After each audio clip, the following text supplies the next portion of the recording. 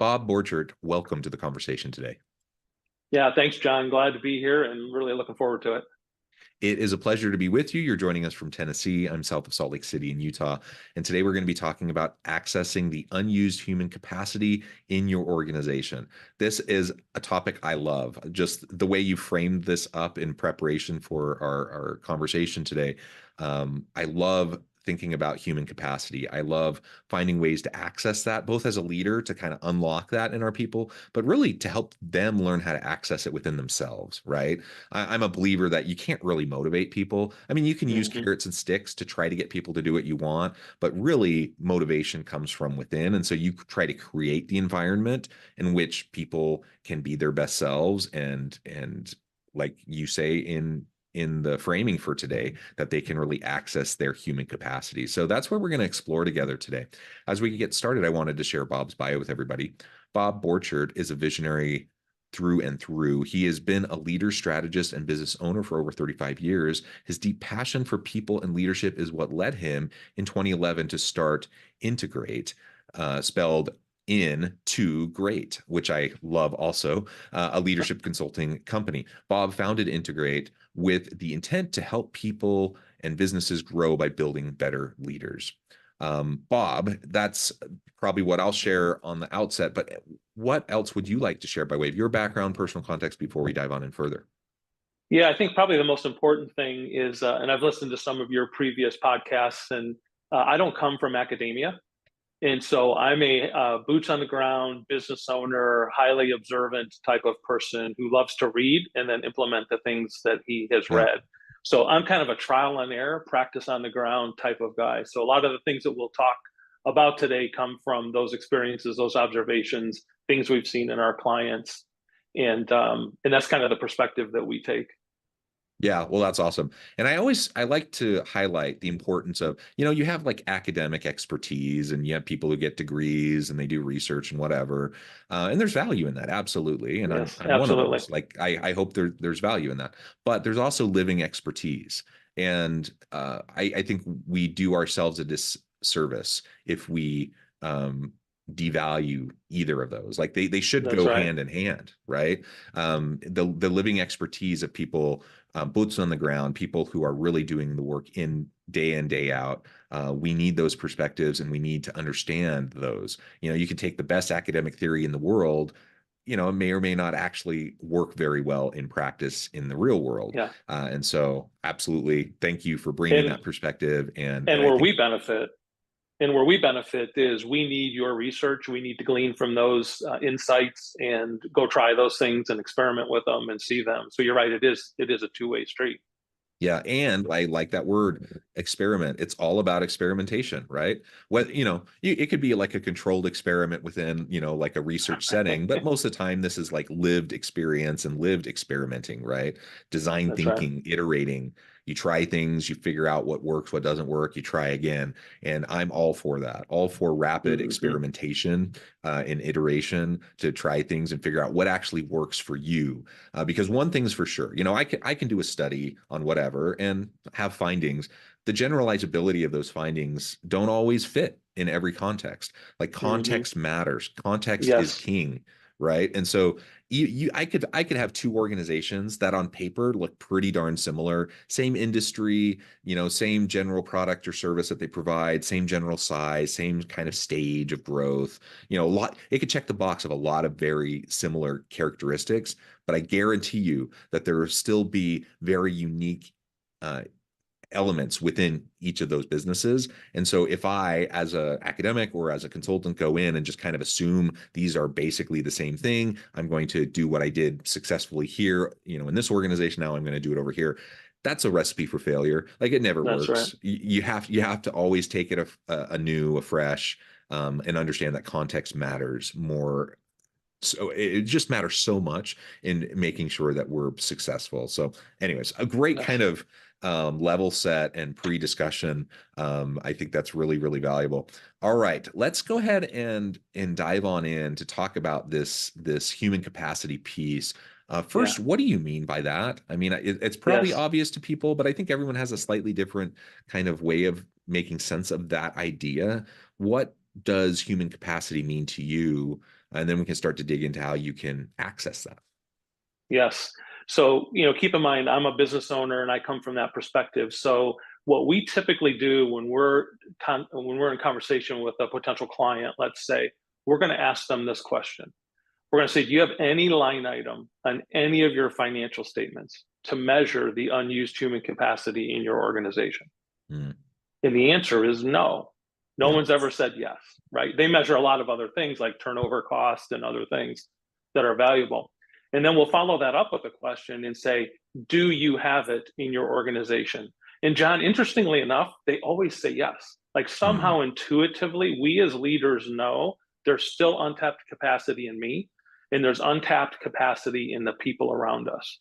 The problem is we're not like machines in a manufacturing facility. If you have a machine in a manufacturing facility that's at 50% capacity and we can get it to 85% capacity, we know exactly what that's going to do to our bottom line.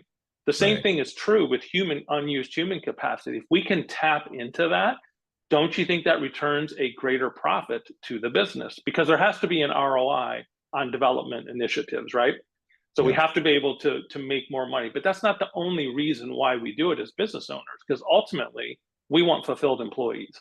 And if we can put them in a position to win and tap into the fullest version of themselves, and they're more engaged and happier in the workplace, and it flows to the bottom line, that seems to be the perfect space for us. And that's what we try and tap into. And oftentimes we'll get asked the question, well, how do you do that? And I'm sure that's kind of what we'll dive into a little bit today as we have our discussion. Yeah, absolutely. And you highlighted the importance, that ROI piece. So the bottom line Yes, business case of what you're trying to do, always important. If you can't articulate that, then you're not going to get buy-in from C-suite executives and other key stakeholders, right? So you need to exactly. absolutely hit those points. But there's the human case too, and it's not either or. That's the thing is No, it's sometimes not. I hear people make this like argument as though it's a fixed pie and you can either only focus on bottom line or you can focus on people and never the twain will meet. It's ridiculous. Like there's It so is. much research on that and experience, that people have that tell us that they are complementary, right? So when you focus on your Absolutely. people, you focus on the human case that drives meaning, passion, purpose, and the work that people do. That will improve a wide range of bottom line outcomes for the organization. It's just sometimes there's a bit of a lag effect.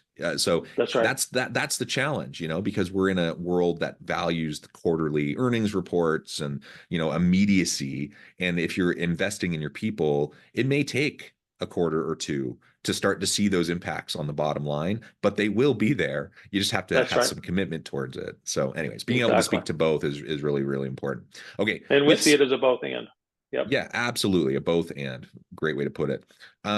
Okay, so you've run businesses as an entrepreneur. Before we start to talk about how we can better access that unused human capacity, broadly speaking, what are some of the biggest challenges that you faced as a leader in the startup space and then growing and scaling your businesses? Yeah. I think a lot of people talk about, getting the right people and getting them in the right seats. Jim Collins kind of Yeah. coined that in Good to Great in 2001. Great principle.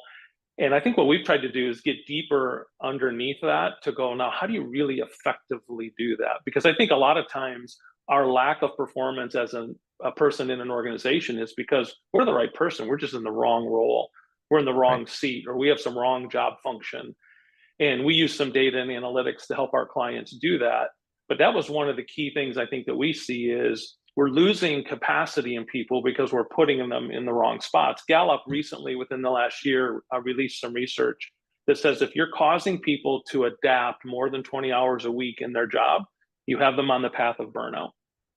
Okay, Yeah. so think about that. We get somebody in a role, they're adapting in that role more than 20 hours a week, and they're on the path to burnout. Well, if you're on the path to burnout, you're not going to be at your best. I mean, Mhm. that's just obvious, right?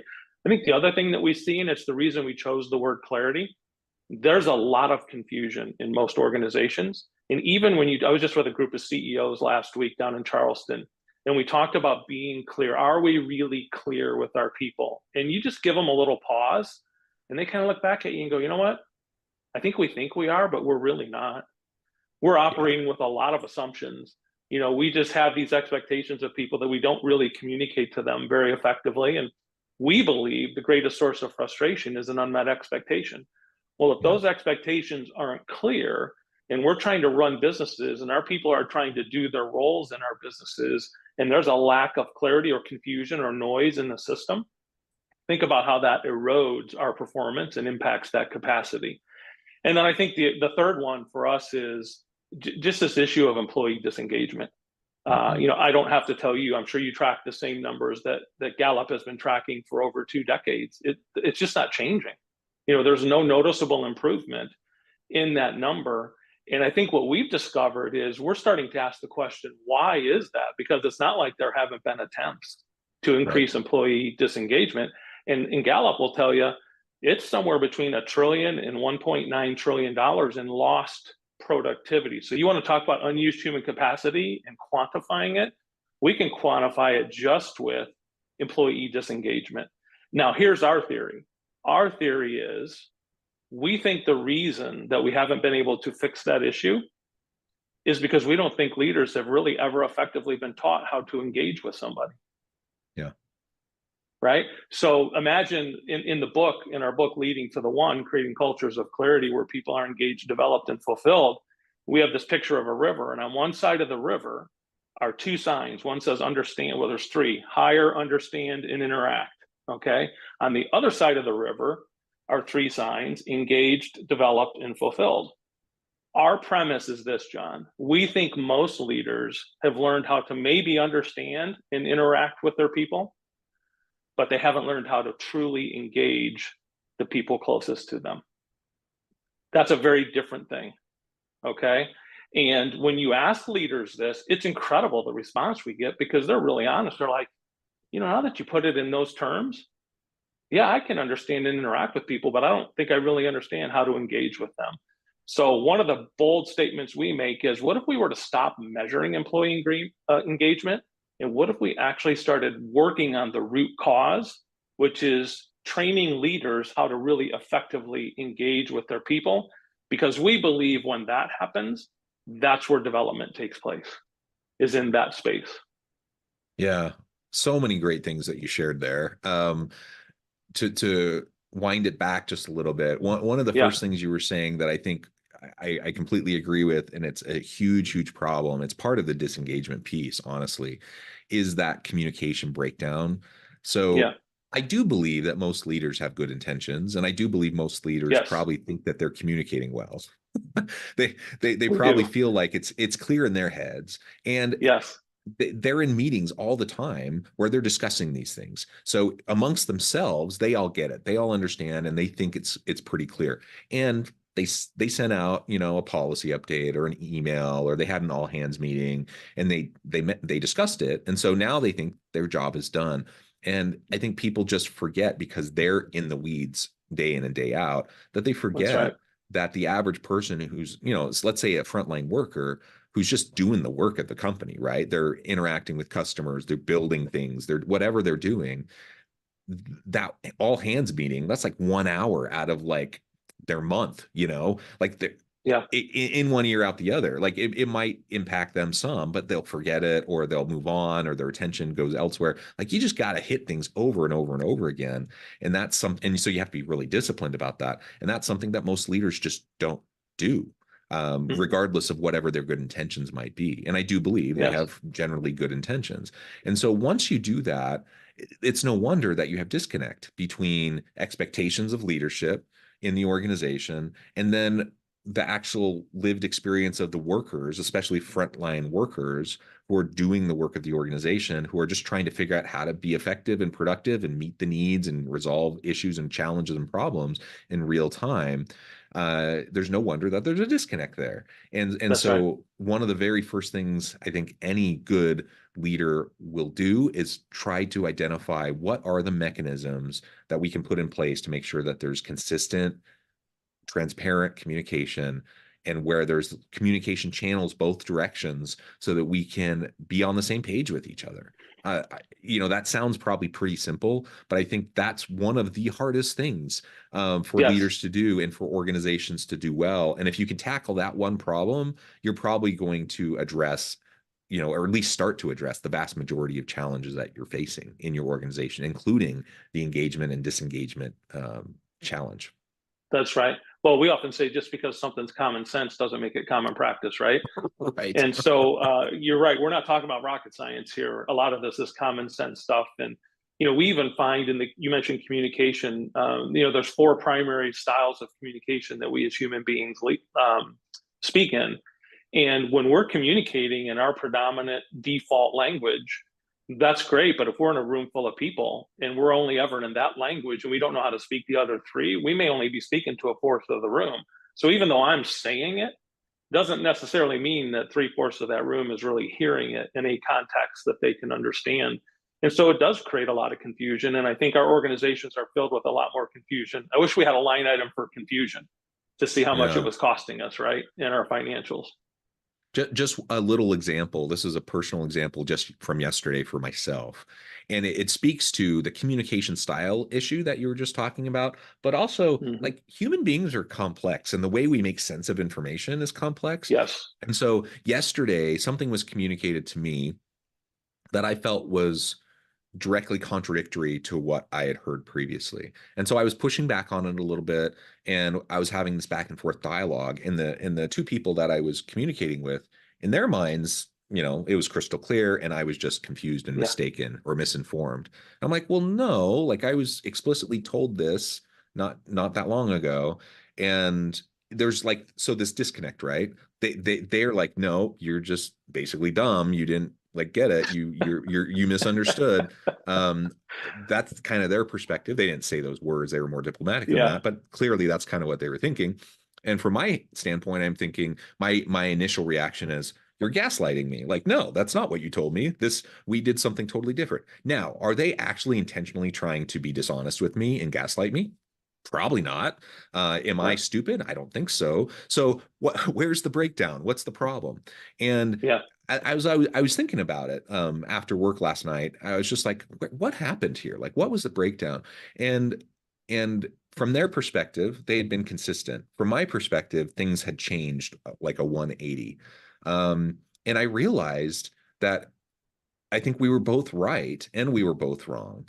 And Mm-hmm. part of it was my expectation that was built upon like some very early communications that subtly had shifted for them over time, but not for me. And so Mm-hmm. when they ended up moving in a different direction, in their minds, that was completely consistent with some of those previous subtle moves, where my mind was still stuck on some of what I thought were kind of the hard and fast things that were discussed initially. Right. So in Yes. their minds, they're thinking, no, this is clearly what we'd said we were doing. And in my mind, it's a huge divergence from what we were doing.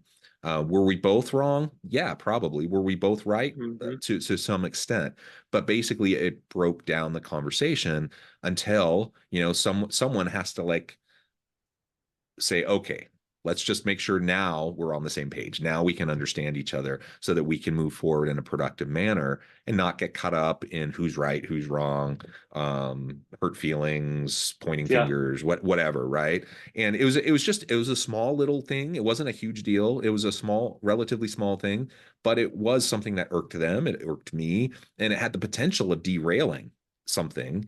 And it was completely unnecessary. So Yeah. that's my point is like the style difference that was probably partially at play in that situation, but also just like my assumptions built upon very early conversations and then not being privy to some of the subtle changes that they were making, caused this divergence in our Yes. understanding.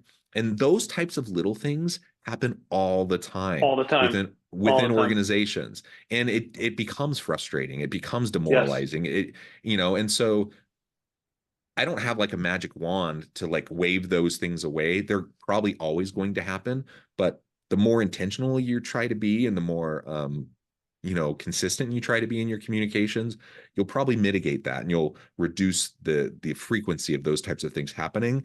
And then when they do happen, people can, in good faith, resolve them and move forward That's from them right. without getting upset or starting, moving into like calling people names or like anything like that. And I will say, Yeah. yesterday, there was no name calling. There was nothing like that. It was probably fairly clear on both sides that, but we both thought we were right. We thought the other was wrong.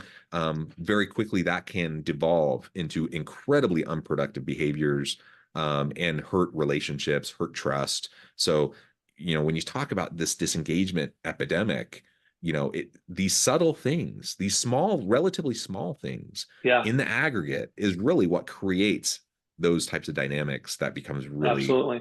potentially negative for people. Well, at the beginning of our conversation, you mentioned the word context, right? And so I really enjoyed the podcast with Dr. Carrie Graham, and you guys were talking about the difference between child learning and adult learning, right? And so we as adults have all these experiences. We've developed all these mental models, these mental maps in our head, right? So I can be Mm-hmm. communicating, but how it's running through those filters in another person, Yeah, right? absolutely. If you have different filters than that person, you may be talking about the exact same thing, but you're all interpreting it through a different context, through different life experiences. And I really appreciated that podcast because that's kind of the stuff we talk about. Like be patient and slow down with your communication, understanding that just because you broadcast a message doesn't mean everybody interprets it individually. Matter of fact, that's why we titled the book Leading to the One. You have six Yeah. children. I have four children. I tell people all the time, being a dad wasn't hard. You know what's really hard? Being four different dads to four different sons. Right. That's the hard part, right? I have four very different adult children. I don't just, as a leader, get to show up and be Bob whenever I want. I have to lead each person on my team in a very individual way, right? And that's where the title came from. In leadership, we have to really understand that person at a deeper level so that we can communicate effectively, and we're not running on the assumptions that you mentioned just a minute ago, that we have super clear expectations of each other. Yeah, yeah, excellent. Well, and that's, as we start to think about, okay, how do we actually start to proactively access the human potential, the human capacity of everyone around us? I Yeah, think there's several other things we can discuss, but to boil it down, it's probably that, right? Like lead to the one. yes, Understand individuals, understand their styles, their wants, their needs, what's salient to them. Because what matters to me may not matter to someone else, and career stage and life stage, family dynamics, there's also all sorts of things that impact that, and it changes over that's right. time. So It does. one of the hard things, like one thing I hear from a lot of executives, they go in and then they'll do a listening tour. So they'll spend the first amount of time Yeah, in whatever position, going around talking to people, trying to understand, listening. That's great. I think that's wonderful. But you shouldn't just do it at the beginning. You can't just carve right. out time when you're new in the role to do that. You should be doing that all the time. That's what a good leader does. And the problem with just doing a listening tour at the very outset and then feeling like now I understand the context, is that things change. Team dynamics change because people come in and out, people's life That's right. stages and career stages change, people's wants, desires, and needs change. And, just because, I come into a role and I am very intentional about listening early on, and let's just assume that I really do get it and I understand where everyone's coming from and I know my people. Guess what? 6 months from now, that may shift. Certainly a year or Yeah. two from now, it most likely will shift. And so it just has to be this regular thing where you are constantly in tune to members of your team and leading to the one. And John, that what you just described right there is that crossing that river. That's moving from just listening and understanding and interacting with people to actually going deeper and getting beneath the surface and knowing more about them and truly engaging with them. It's no different than, I dated my wife for a year and a half before we got married, and that relationship looks very different on the other side of the river now that we're married. Sure. Yeah. It's that type of thing. And we as leaders, I think we have to take the time to really start to do that. In the book, we talk about a number of the ways that people can actually do this. And if people are interested in buying it, I'll tell them at the end kind of how they can do that. But when we implement with our clients, we kind of walk them through 5 different steps. And I want to get to one of those because it's exactly what you're talking about. So we ask them to start to really think about how do they reestablish their priorities? How do they revitalize their cultures? How do we re-engage humanity? How do we rethink development? And really, how do we redefine success? And we have found too that most organizations that have any size to them, where there's, maybe 10 to 20 high-level leaders in an organization, they don't have one culture. They have what we call microcultures, because the culture Yeah. is set by a leader, right? Yeah. But you might be familiar with Erwin McManus. He was on a podcast recently, and he said this, and I'll read this. He said, "We have turned leadership into a domain of knowledge without ever paying attention to what it means to be human. If you are a leader, your expertise should not be in leadership. Your expertise should be in humanity." I love And I that. think that's kind of what we're talking about, right? Like, how do I really understand this human, how this person operates, how they work, how they communicate, how they're understanding things, what have their life experiences been? When we can get over to that part, I think we're actually going to have the opportunity to really do some development with people and see the engagement stuff change. It's a big ask of leaders. I get it. We're asking a lot from people who are really, truly busy. But we believe this. We believe the leader's primary role in their organization is the health and well-being of themselves and their people. And so we have to reset that. We have to get back to a place where they take the time. I know they don't have it, but where they carve out the time to really engage at that level. And so when we talk about development, we talk about four things. So this is maybe what makes us a little bit unique in our approach to development. We believe it's going to be led by leaders, and it's going to be individually owned. So in other words, I got to own my development, but leaders are going to have to lead that. So one of the statements we make is, please stop outsourcing the development of your people to human resources. It's not their job to develop them. It's your job to develop your people. Human resources can be an assistance in that, but you have to develop your people, right? And the other thing we say is don't outsource it to us as consultants to develop your people for you. Like, that has to happen inside your organization. And that's why we built systems to teach leaders how to do that in their businesses, because it actually has to reside there, right?